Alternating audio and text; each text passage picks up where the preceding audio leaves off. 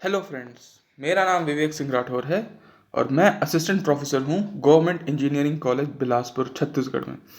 इस वीडियो के थ्रू मैं आपको माइक्रोसॉफ्ट टीम्स जो ऐप है वो किसी ऑर्गेनाइजेशन के लिए कैसे यूज़ किया जाता है, उसमें पूरा लॉगिन प्रोसेस और उसका ऑथेंटिकेशन कैसे होता है वो मैं आपको इस वीडियो के थ्रू बताने वाला हूँ। तो चलिए स्टार्ट करते हैं आज का सेशन। इसमें हम लोग क्या देखेंगे कि अगर आपको माइक्रोसॉफ्ट टीम्स ऐप यूज़ करना है ऑर्गेनाइजेशन के लिए तो आपको दो ऐप की ज़रूरत पड़ेगी। एक तो माइक्रोसॉफ्ट टीम्स का अपना ऐप और एक माइक्रोसॉफ्ट ऑथेंटिकेटर ऐप। ये ऑथेंटिकेटर ऐप होता है ऑथेंटिकेशन करने के लिए, वेरिफिकेशन करने के लिए। तो ये आपको दोनों गूगल प्ले स्टोर से डाउनलोड हो जाएगा, आप इसको डाउनलोड कर लें। इसके बाद हम लोगों को नेक्स्ट स्टेप क्या करना है कि आपको एक यूज़र आईडी और पासवर्ड दिया गया होगा अपने ऑर्गेनाइजेशन का। अगर आपको नहीं दिया जाता है या फिर आपको सिर्फ अपने इंडिविजुअल पर्पस के लिए यूज़ करना है तो आप नॉर्मल जीमेल का जो अकाउंट है उससे आप इसको साइन अप कर सकते हैं। बट इसमें दो ऑप्शन आएंगे। जैसे आप टीम्स ऐप ओपन करेंगे तो आपके पास दो ऑप्शन आएंगे, आप साइन अप फॉर फ्री भी कर सकते हैं और साइन इन भी कर सकते हैं।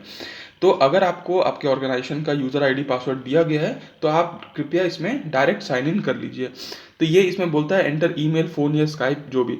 तो आपको लेट सपोज कि आपको आपके ऑर्गेनाइजेशन का मिला हुआ है। अभी मैं एज्यूम करता हूँ कि मैं अभी अपने ऑर्गेनाइजेशन जीसी बिलासपुर का यूज़र आईडी पासवर्ड आपको, आप एक स्टूडेंट है और आपको मैं दिया हूँ। तो लेट सपोज कि एक मैं टेस्ट आईडी डालता हूँ। तो एक मैंने टेस्ट आईडी क्रिएट किया हुआ है जो है test1@GECBSP.OnMicrosoft.com। देखिए ये एट द रेट के बाद वाला जो है वो डोमेन कहलाता है। तो हम पहले एक ऑर्गेनाइजेशन को माइक्रोसॉफ्ट के ऑफिस अकाउंट में अपना डोमेन बनाना पड़ता है। अपने सारे डिटेल्स कॉलेज के या अपने ऑर्गेनाइजेशन के डिटेल्स डाल के वो आपको एक आईडी देते हैं, डोमेन देते हैं। इस डोमेन के बाद आप उसमें कितने भी यूज़र, मतलब 5000 लाइसेंस मिलते हैं स्टूडेंट्स के लिए और फैकल्टी के लिए भी 5000। तो यहाँ पे एट द रेट के पहले वाला जो आप देख पा रहे होंगे टेस्ट 1, ये आपकी एक आईडी होती है। तो ये हर इंसान की अलग अलग होती है। अभी मैंने एक ट्रायल वर्जन के लिए, टेस्टिंग के लिए एक आईडी बनाई है टेस्ट 1। अब इसके बाद क्या करना है, आपको डायरेक्ट साइन इन करना है। अब जैसे ही साइन इन का बटन क्लिक करेंगे तो आपको यहाँ पे बोलेगा we are signing you in the process. Signing you in the process में जैसे ही आप करते हैं तो वो पासवर्ड पूछता है। आपकी ऑर्गेनाइजेशन आपको पासवर्ड भी देगा। और देखिए यहाँ पे आपका लिखा के भी आता है जो ऑर्गेनाइजेशन में आप, जैसे यहाँ वेलकम टू जीसी बिलासपुर लिखा है वैसा ऑर्गेनाइजेशन का नाम लिखा के आता है। पासवर्ड आप, मैं अभी कुछ पासवर्ड क्रिएट किया हुआ हूँ, ये मैं यहाँ पे प्रेस कर लेता हूँ। GUS मान लीजिए, ठीक है। ये आईडी अभी वीडियो के बाद भी ये डिलीट हो जाएगा, ये इसको आप दोबारा यूज़ नहीं कर पाएंगे। तो ये सिर्फ टेस्ट वर्जन के लिए यूज़ किया गया है, ठीक है। इसके बाद मैं इसमें गो किया तब वो बोलता है अपडेट योर पासवर्ड। तो फर्स्ट आपका जो स्टेप था वो ये था कि आपको माइक्रोसॉफ्ट टीम ऐप को डाउनलोड करना था। उसके बाद अगर आपका पहले से ही डाउनलोड है तो आप सेटिंग्स में जाके साइन आउट करके स्टार्टिंग से प्रोसेस कर सकते हैं। दूसरा है आपको यूज़र आईडी पासवर्ड्स को साइन इन करना, जो आपने कर लिया। तीसरा स्टेप है इसमें पासवर्ड को रीसेट करना, क्योंकि ऑर्गेनाइजेशन ने आपको जो पासवर्ड दिया हुआ है आप तो उसको अपना खुद का पासवर्ड बनाना चाहोगे। तो यहाँ पे करंट पासवर्ड में आपको पहले करंट पासवर्ड वो करना होगा। तो यहाँ पे मैं करंट पासवर्ड डाल देता हूँ 63 और यहाँ पे न्यू पासवर्ड डालता हूँ। लेट सपोज मैंने एक नया पासवर्ड बना दिया। यहाँ पे मैंने एक और बार डाला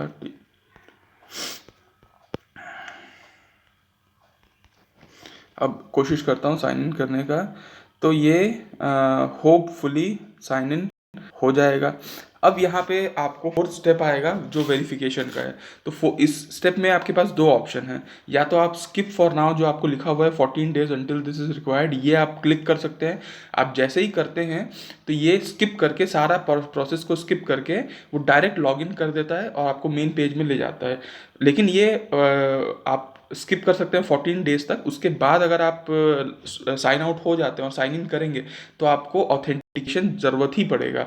तो हम लोग यहाँ पे डायरेक्ट ऑथेंटिकेशन करके आपको मैं बताता हूँ कि कैसे ऑथेंटिकेशन होता है।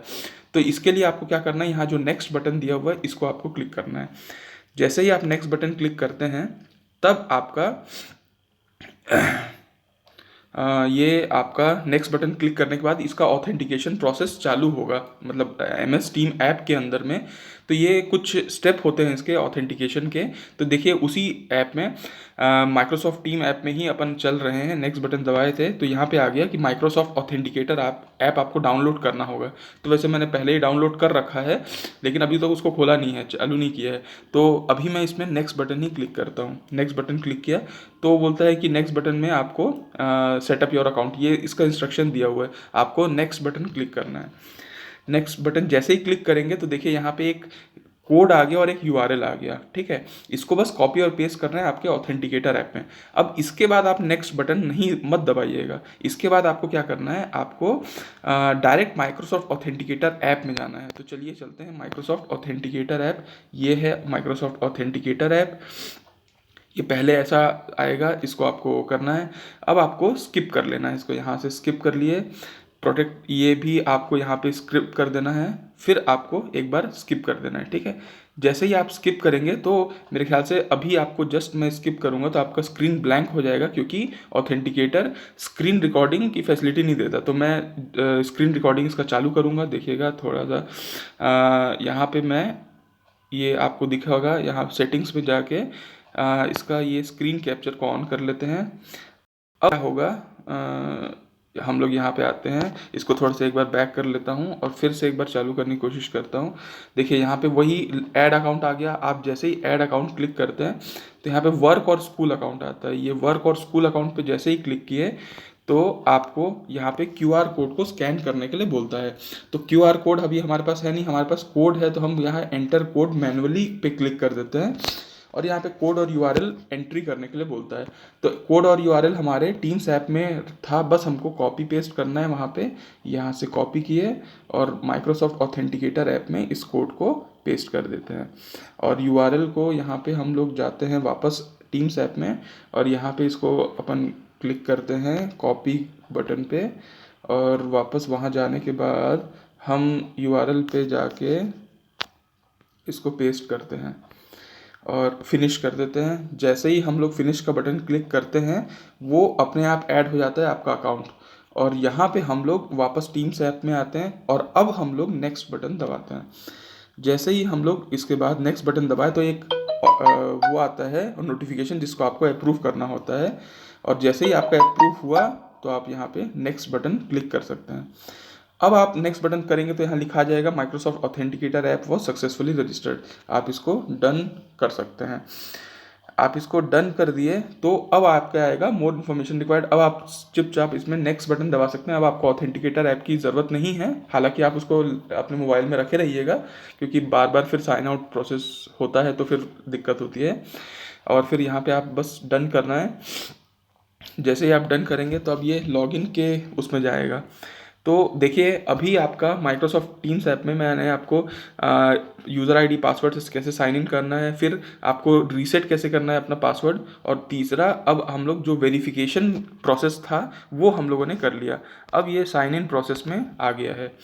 साइन इन प्रोसेस जैसे ही कंप्लीट हो गया, अभी आपको मेन जो आपका माइक्रोसॉफ्ट टीम्स ऐप है वो ओपन करके देता है, जिसमें आप देखिए आपके पास बहुत सारे ऑप्शन है। यहाँ पे एक्टिविटी है, चैट है, टीम्स जो है, असाइनमेंट है, कैलेंडर है। ये आपको हर उसमें नहीं मिलेगा। ऑर्गेनाइजेशन के लिए जब आप लॉगिन करते हैं तभी आपको ये असाइनमेंट और बहुत सारी इसमें, और देखिए यहाँ पे इतनी सारी फैसिलिटी है जो छोटे छोटे ये आपको मिलते हैं। तो देखिए आपको मैं स्टार्टिंग से बताता हूँ कि इसमें अब इसको यूज़ कैसे करना है एज अ स्टूडेंट भी और एज अ फैकल्टी भी। तो देखिए सबसे पहले आप टीम पे क्लिक करते हैं तो आपको अभी नहीं दिखाएगा, अभी बोलेगा you are not on a team yet, अभी आप किसी भी टीम में नहीं हैं। तो अभी मैं आपको एज अ फैकल्टी बताता हूँ कि फैकल्टी सबसे पहले क्या करता है। फैकल्टीज़ में ऐसे ही लॉगिन तो सबका सेम प्रोसेस है, लेकिन फैकल्टी क्या करता है, सबसे पहले इसमें टीम्स बनाने की कोशिश करता है। तो यहाँ पे जो 3 बिंदु है इस पर क्लिक करेगा तो यहाँ पे ऑप्शन आ जाता है क्रिएट न्यू टीम। अब यहाँ पे लेट सपोज कि मैं एक फैकल्टी हूँ और मैं यहाँ पे अपने एक सब्जेक्ट है रडार जो मैं पढ़ाता हूँ, रडार इंजीनियरिंग, ये इसका मैं एक टीम बना लेता हूँ। एक सब्जेक्ट है ये, इसका एक टीम बना लिया और इसको मैं ओके कर दिया। जैसे ही मैं इसको क्लिक करता हूँ तो वो एक टीम क्रिएट करने की कोशिश करता है, और जैसे ही इसमें टीम बन जाएगा तो वो बोलेगा कि अब इस टीम में मेंबर जोड़ो। ये बिल्कुल एनालॉगस है, जैसा आपका व्हाट्सएप में आप कोई ग्रुप बनाते हैं तो ग्रुप बनाते हैं, ग्रुप का नाम होता है और उसमें लोगों को ऐड करते हैं, तो वैसे ही ये भी ऐड करने का है।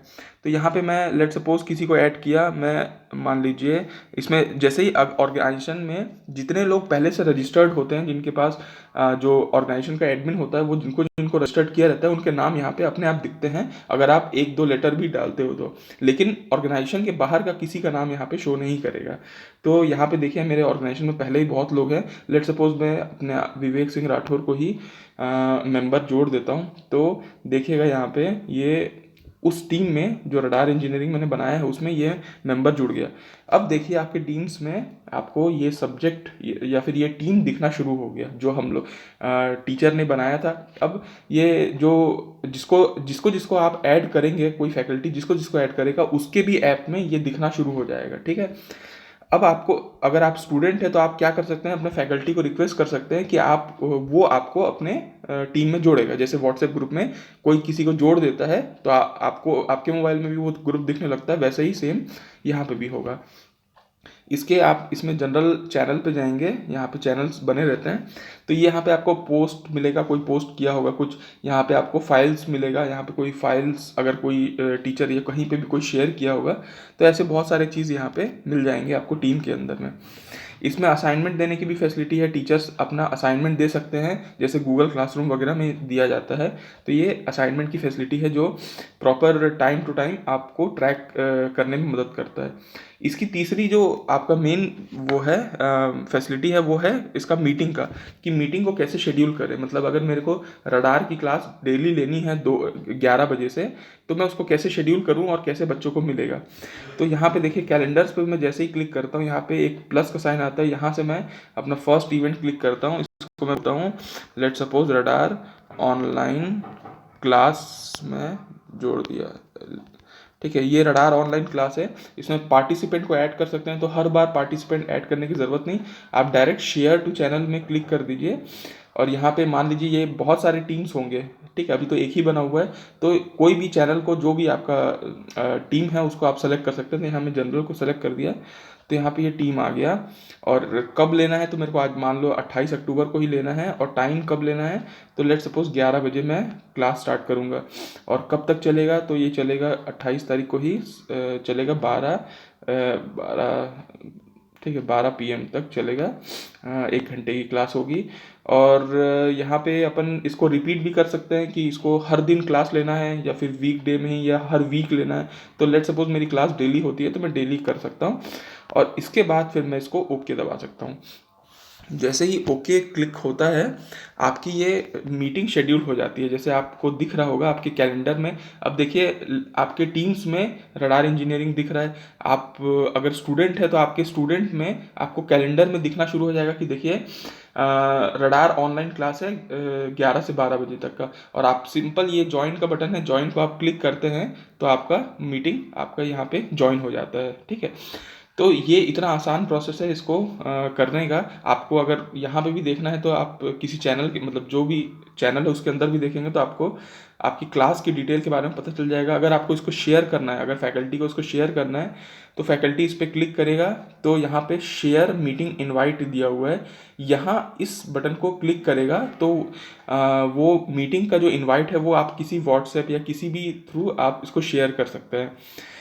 इसके बाद एक ऑप्शन इसमें और आता है, देखिएगा यहाँ सी मोर लिखा हुआ है, सी मोर में ये मीटिंग ऑप्शंस है, ठीक है। ये मीटिंग ऑप्शंस पे अगर आप क्लिक करते हैं तो एक बार ये ब्राउज़र के थ्रू एंटर करता है और आपको कुछ ऑप्शन दे देता है इस मीटिंग के लिए। जैसे कि 2 ऑप्शन होंगे, आप किसको किसको इस मीटिंग में इनवाइट करना चाहते हैं, मतलब कि कौन कौन रहेगा, क्या सिर्फ ऑर्गेनाइजेशन के अंदर या बाहर के लोग भी, क्योंकि कई बार हम लोगों को बाहर के लोगों को भी अंदर बैठाना होता है, क्लास में बैठाना होता है, या फिर वेबिनार वगैरह कराते हैं, तो हर कोई ऑर्गेनाइजेशन में जुड़ नहीं सकता। तो उस पर्पस के लिए आप मीटिंग ऑप्शंस में जाके आप उसको सेट कर सकते हैं कि कौन अटेंड कर सकता है मीटिंग को, तो ओनली ऑर्गेनाइजेशन या आउटसाइड द ऑर्गेनाइजेशन। तो आप आउटसाइड करेंगे तो बाहर के लोग भी इसमें ऐड हो सकते हैं। और दूसरा ऑप्शन इसमें आता है हु कैन प्रेजेंट, मतलब कि अगर कौन कौन अपना स्क्रीन शेयर कर सकता है तो वो भी आप क्लिक कर सकते हैं, ओनली मी या फिर ऑल, तो वो आपके ऊपर है।